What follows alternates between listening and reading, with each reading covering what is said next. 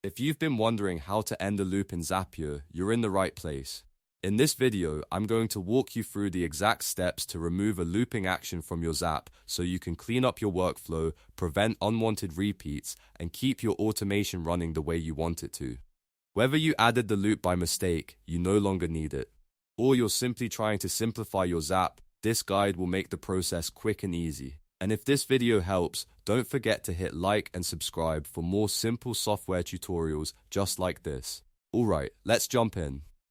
First, go to Zapier and sign in to your account if you're not already logged in. Once you're inside the dashboard, look at the left-hand menu and click on Assets. This is where Zapier keeps your saved workflows and automation resources, so it's the best place to start when you want to manage an existing Zap. After that, click on Zap Workflows. This will take you to the section where all of your Zaps are listed, making it easier to find the one you want to edit. Now scroll through your workflows and click on the specific Zap that contains the loop you want to end. Open the Zap carefully so you're editing the correct automation, especially if you have several workflows set up. Once the Zap opens in the editor, look for the looping step inside the workflow. Next to that loop step, you'll see 3 dots. Click those 3 dots to open the action menu. From here, choose Delete. This removes the looping step from your Zap, which is the key part of ending the loop.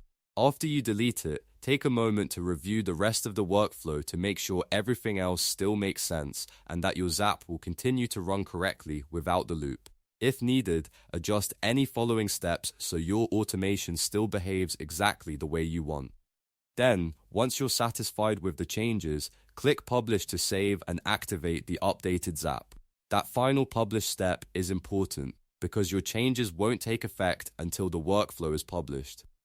And that's it, you've now ended the loop in Zapier and cleaned up your automation. This is a simple change, but it can make a big difference if your workflow was repeating too many times or no longer needed that looping logic.